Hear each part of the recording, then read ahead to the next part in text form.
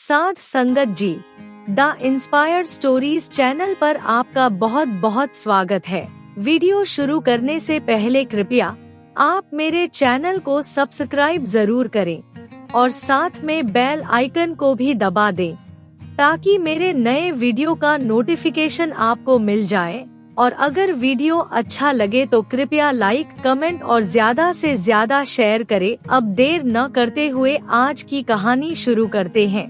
साध संगत जी, क्या आपके साथ भी ऐसा होता है? जब आपका भाग्य बदलने वाला होता है तो ना जाने बीच में ऐसा क्या होता है कि हमारा बनता हुआ भाग्य बिगड़ जाता है। हम जिस कार्य को अपनी सफलता की सीढ़ी मान चुके होते हैं वो कार्य असफल हो जाता है। इसका क्या कारण है, आपने कभी सोचा है?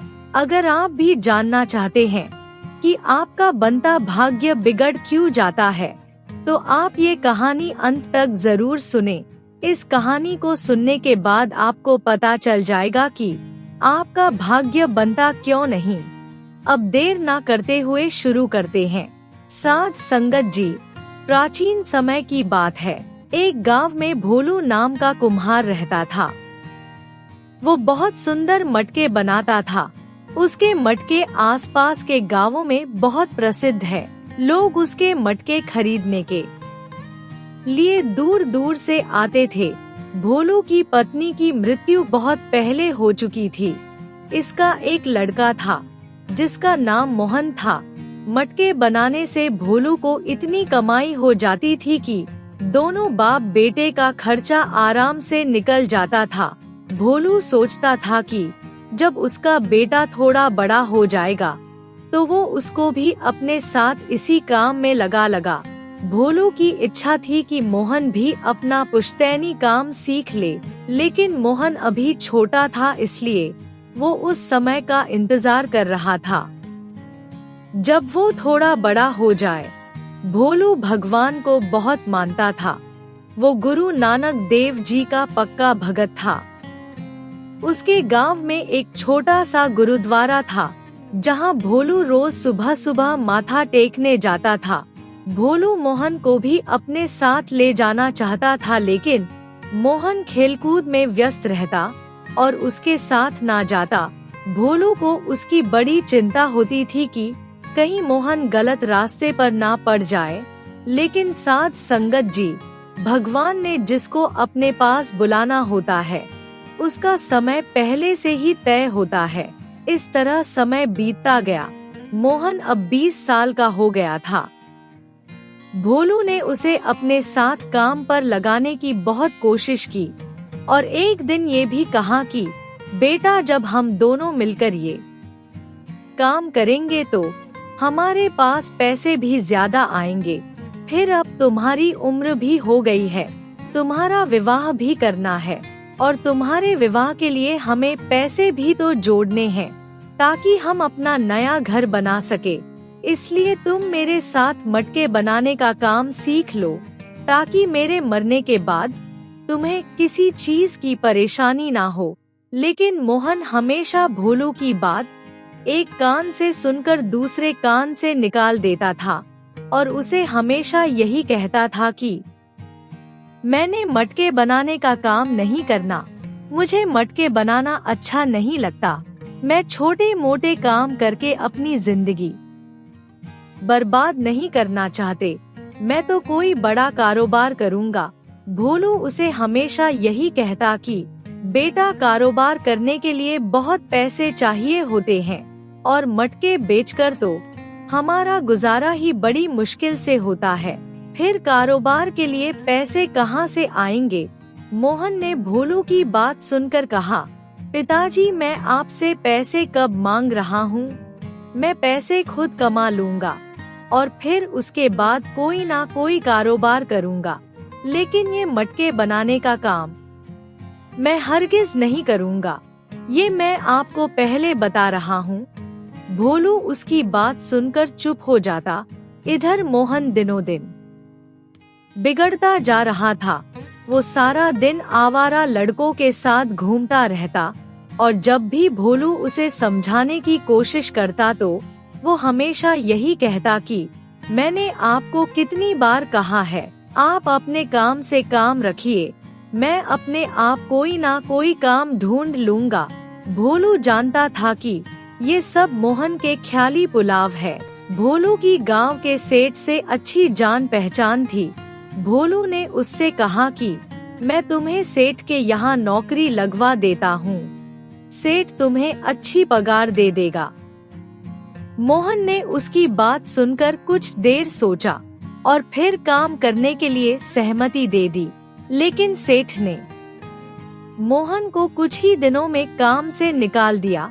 जब भोलू ने सेठ से पूछा तो सेठ ने कहा कि तुम्हारे लड़के का काम में मन नहीं लगता, वो सारा दिन दूसरे नौकरों के साथ बातें करता रहता है। तुम्हारा लड़का एक नंबर का आलसी और निकम्मा है। जो भी काम उसे करने के लिए कहता हूँ वो पूरा नहीं करता, इसलिए मैं उसे काम पर नहीं रख सकता। सेठ की बात सुनकर भोलू बहुत निराश हुआ। उसे सेठ के सामने बड़ी शर्मिंदगी महसूस हो रही थी।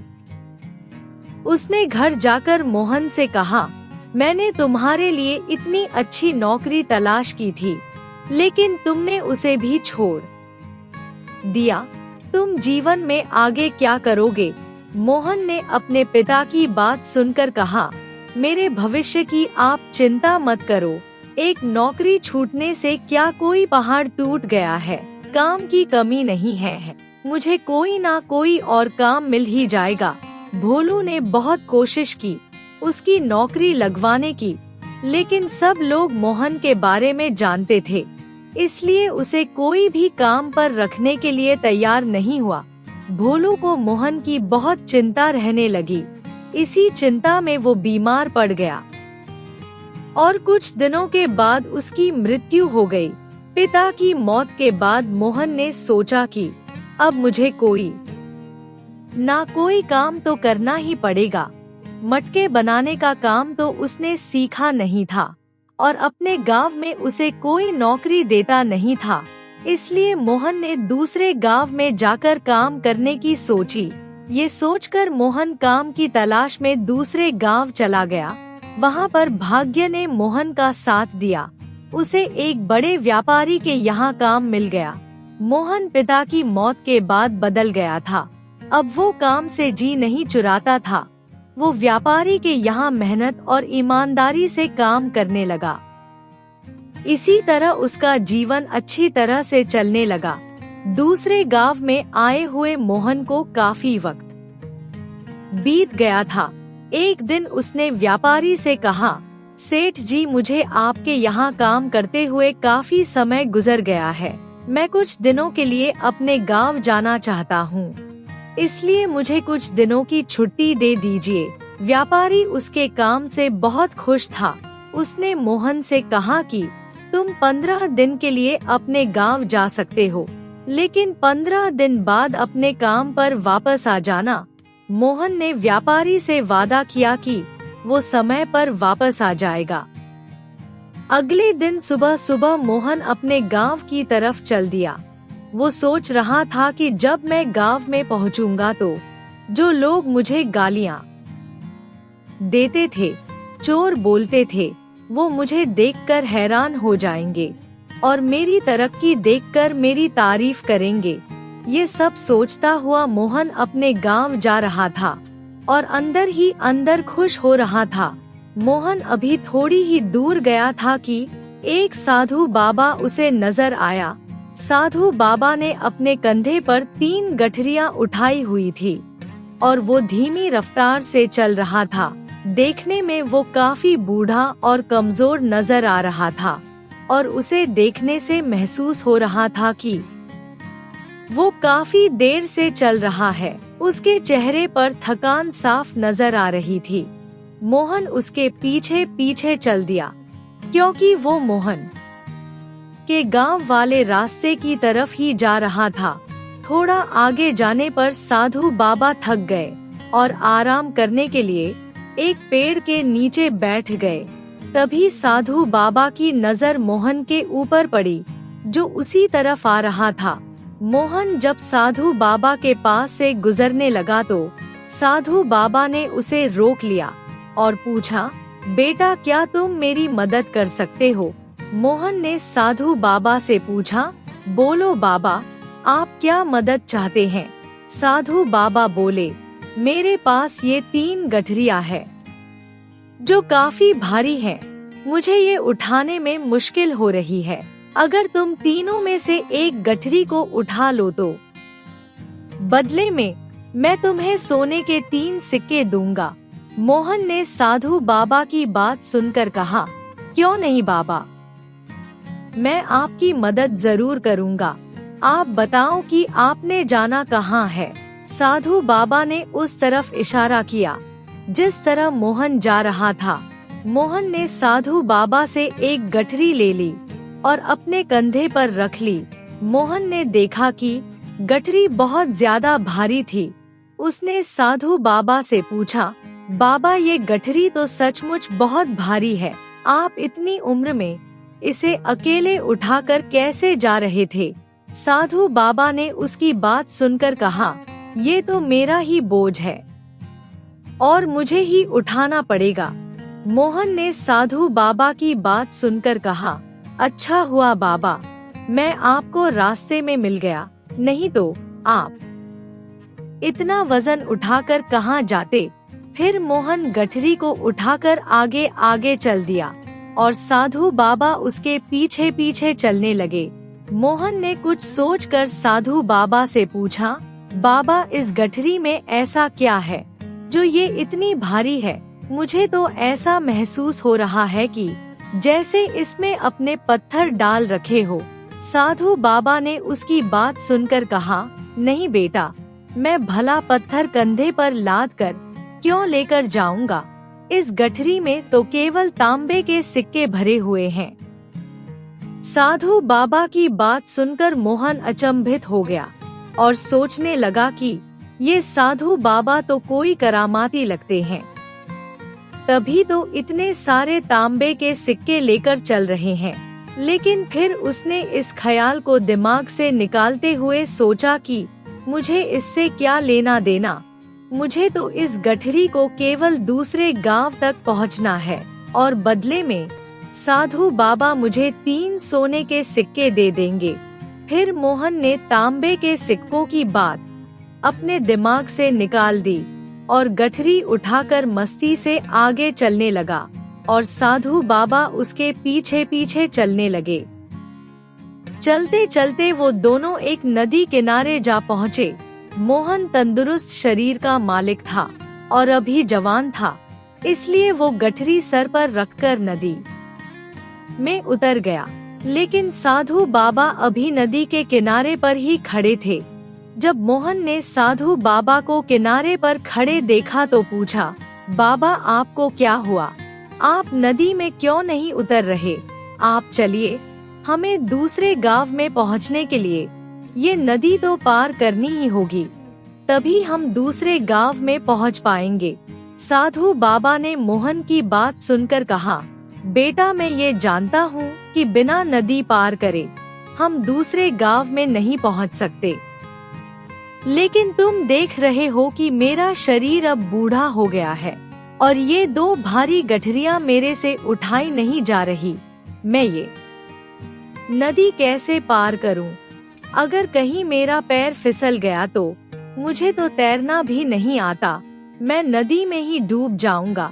ये बोलकर साधु बाबा उम्मीद भरी नजर से मोहन की तरफ देखने लगे। मोहन साधु बाबा की नजर देखकर समझ गया था, लेकिन उसने फिर भी पूछा, बाबा तो फिर क्या करें?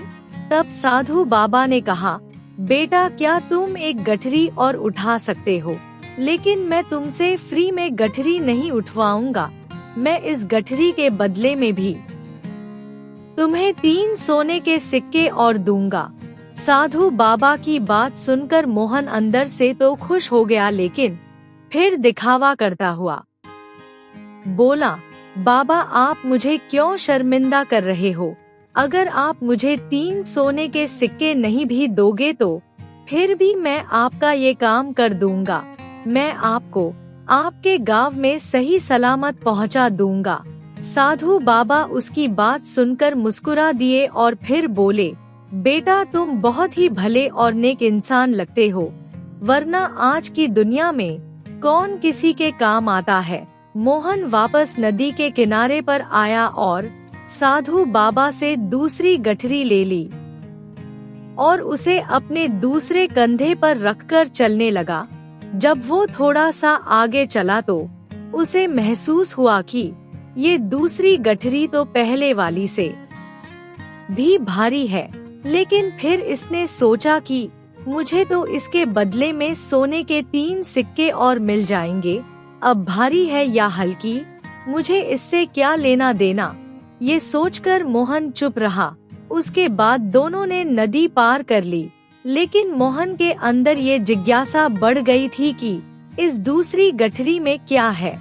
अपनी जिज्ञासा को शांत करने के लिए मोहन ने बातों बातों में आखिर साधु बाबा से पूछ ही लिया कि बाबा ये गठरी तो पहले से भी भारी लग रही है, इसमें ऐसा क्या भरा हुआ है। साधु बाबा पहले तो मोहन की बात सुनकर थोड़ा चुप रहे, फिर बोले, बेटा मैं ये बात किसी को बताना नहीं चाहता था, लेकिन तुम मेरी मदद कर रहे हो इसलिए मैं तुम्हें बता रहा हूँ। फिर साधु ने उसे बताया कि बेटा इस दूसरी गठरी में चांदी के सिक्के हैं। मोहन साधु बाबा की बात सुनकर बहुत हैरान हुआ और सोचने लगा कि साधु बाबा की एक गठरी में चांदी के सिक्के और दूसरी गठरी में तांबे के सिक्के हैं। लगता है ये साधु बाबा कोई बहुत अमीर आदमी है जो अपनी सारी जमीन जायदाद बेचकर साधु बन गए हैं और एकांत में अपना जीवन बिताने जा रहे हैं। लेकिन मोहन ने ये बातें साधु को नहीं कही और चुपचाप चलने लगा।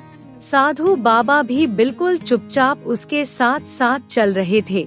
वो दोनों जब थोड़ा और आगे गए तो एक सुनसान रास्ता आ गया। उस रास्ते पर पहुँचते ही मोहन के मन में अलग अलग विचार आने लगे। वो सोचने लगा कि ये सुनसान और वीरान रास्ता है, अगर मैं साधु बाबा की गठरियाँ लेकर यहाँ से भाग जाऊं तो ये मुझे पकड़ नहीं पाएंगे और इस सुनसान में कोई दूसरा व्यक्ति भी नहीं है जो उनकी मदद करने के लिए आ जाए। और फिर मैं इन सिक्कों से अपने गांव में जाकर बहुत बड़ा कारोबार शुरू कर लूंगा।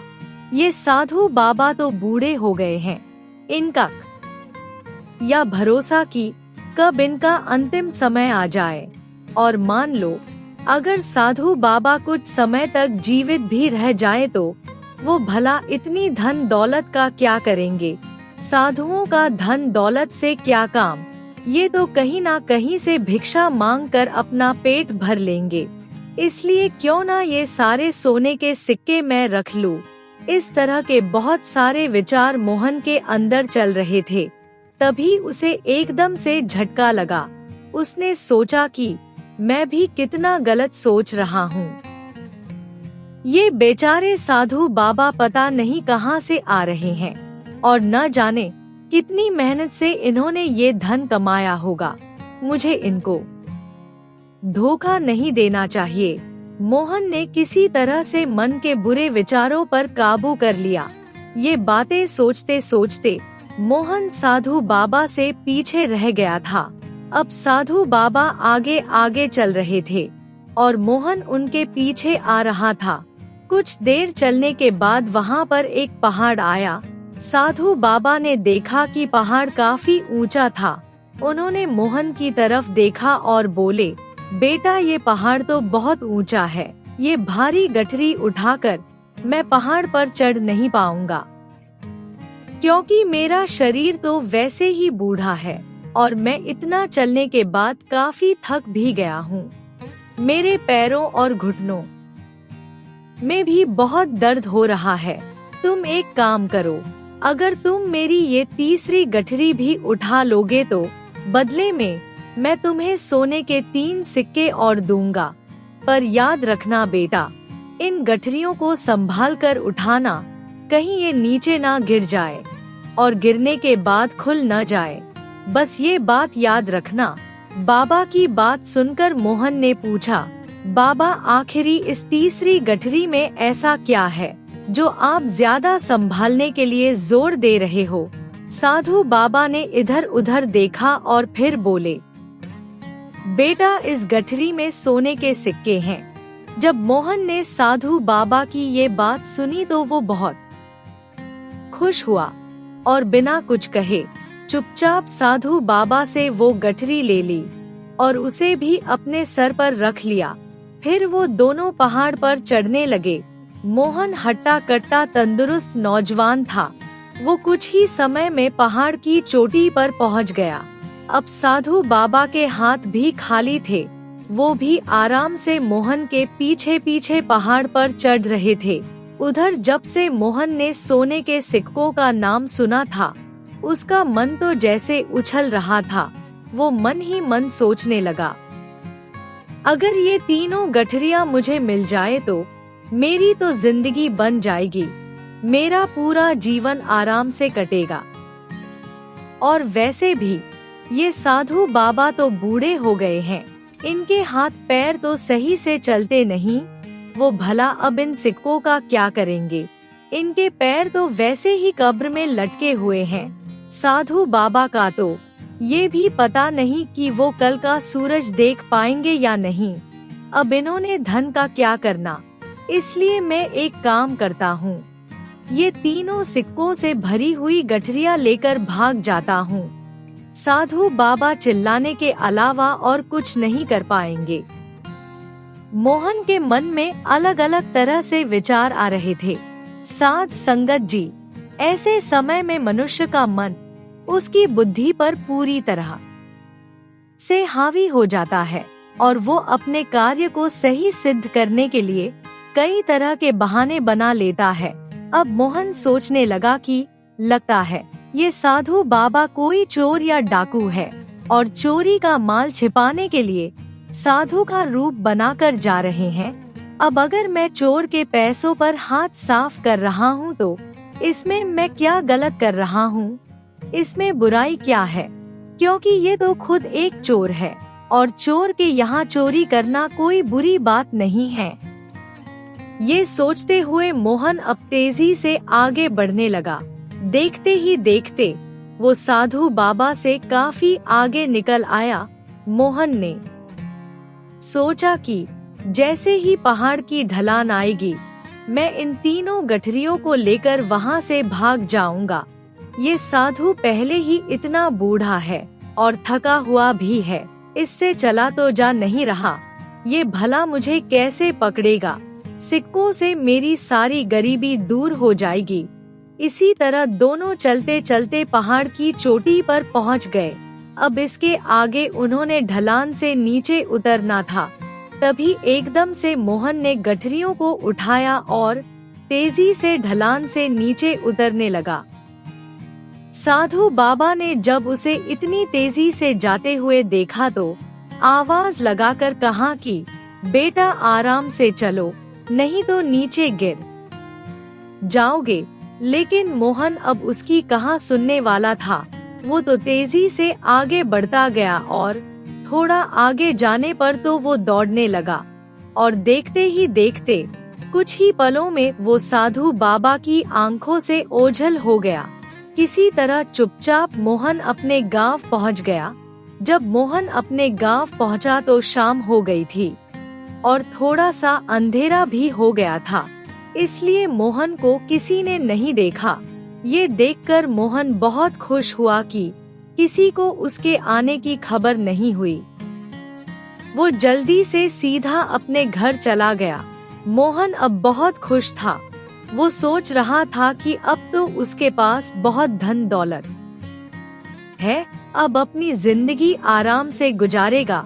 क्यों ना सबसे पहले गठरियों को खोलकर सिक्कों को निकालकर संदूक में रख दिया जाए। ये सोचकर मोहन ने जल्दी से पहले वाली गठरी खोली तो उसने देखा कि गठरी में तो पुराने लोहे के जंग लगे हुए सिक्के हैं। मोहन ये देखकर बहुत हैरान हुआ और सोचने लगा कि साधु बाबा ने तो कहा था कि इसमें सिक्के हैं, लेकिन इसमें तो भंगार भरा हुआ है। कुछ सोचकर मोहन ने जल्दी से दूसरी गठरी को खोला। गठरी खुलते ही मोहन परेशान हो गया, क्योंकि दूसरी गठरी में भी लोहे के जंग लगे हुए सिक्के भरे हुए थे। ये सब देखकर मोहन को अपनी आंखों पर विश्वास नहीं हो रहा था। वो सोच रहा था कि साधु बाबा ने मुझे धोखा क्यों दिया, मुझसे झूठ क्यों बोला। फिर मोहन ने सोचा कि एक आखिरी सोने के सिक्कों वाली गठरी बची है, उसको भी खोलकर देख लिया जाए कि उसमें क्या है। ये सोचकर मोहन ने सोने के सिक्कों वाली गठरी खोली तो उसमें भी लोहे के जंग लगे हुए सिक्के निकले। ये देखकर मोहन ने अपना सर पीट लिया। उसे साधु बाबा के ऊपर गुस्सा आने लगा। वो सोचने लगा कि आखिर साधु ने मुझसे झूठ क्यों बोला था। साधु ने ऐसा क्यों कहा कि एक गठरी में चांदी के सिक्के, दूसरे में तांबे के सिक्के और तीसरी में सोने के सिक्के हैं। अभी वो सोच ही रहा था कि तभी उसकी नजर गठरी में रखे हुए एक कागज पर पड़ी। मोहन ने जल्दी से उस कागज को उठाया। मोहन ने देखा कि उसमें कुछ लिखा हुआ है। वो उसे पढ़ने लगा। उस कागज में लिखा था कि मैं ये सब कुछ ईमानदार, नेक और समझदार आदमी को ढूंढने के लिए कर रहा हूँ और मैं कोई साधु नहीं हूँ। मैं इसी राज्य का राजा विक्रम सिंह हूँ। मेरी कोई औलाद नहीं है। मैं अब बूढ़ा हो गया हूँ, इसलिए राज्य के लिए कोई ईमानदार राजा की तलाश करने के लिए ये सब कर रहा हूँ, क्योंकि मैं चाहता हूँ कि मेरे बाद जो भी राजा बने वो सच्चा, नेक और ईमानदार हो, ताकि वो प्रजा के दुख दर्द को समझ सके और इस राज्य का कार्यभार संभाल सके। राज्य का कार्यभार वही मनुष्य संभाल सकता है जो हर तरह से काबिल हो, जिसके अंदर किसी भी तरह का लालच ना हो। ऐसे राजा की तलाश मैं ना जाने कितने वर्षों से कर रहा हूँ, लेकिन मुझे आज तक कोई काबिल आदमी नहीं मिला। जैसे ही मोहन ने ये सब पढ़ा तो वो अपना सर पकड़कर जमीन पर बैठ गया और अपने आप को कोसने लगा कि लालच में आकर उसने क्या खो दिया। लेकिन साथ संगत जी, अब वो कुछ नहीं कर सकता था। जिंदगी में भाग्य हमें कई बार मौका देता है, लेकिन हम अपने लालच या बेवकूफी की वजह से अपने भाग्य को खो बैठते हैं। साथ संगत जी, यही समय हमारी परीक्षा का होता है। अगर हम अपने उस परीक्षा के समय अपने मन पर काबू पा ले तो हम जीवन में बहुत कुछ हासिल कर सकते हैं, लेकिन हमारे बुरे कर्म ही हमारे जीवन को नर्क बना देते हैं। इसलिए साध संगत जी, साधु महात्मा तभी कहते हैं कि जीवन में जो भी कर्म करो सोच समझ कर करो, क्योंकि अगर हम जीवन में सोच समझ कर नहीं चलेंगे तो हमेशा ठोकर खाएंगे। इसलिए इस कहानी से सबक लेते हुए हमें अच्छे कर्म करने चाहिए। भाग्य मनुष्य को एक न एक मौका तो जरूर देता है, लेकिन मनुष्य अपने लालच और खराब नियत के कारण उसको खो बैठता है। इसलिए साध संगत जी, जब भी कोई काम करो पहले उसके नतीजे के बारे में सोच लेना चाहिए। साध संगत जी, अगर आपको ये कहानी अच्छी लगी हो तो कृपया लाइक, कमेंट और शेयर जरूर करें। आपके प्यार और स्नेह के लिए बहुत बहुत धन्यवाद।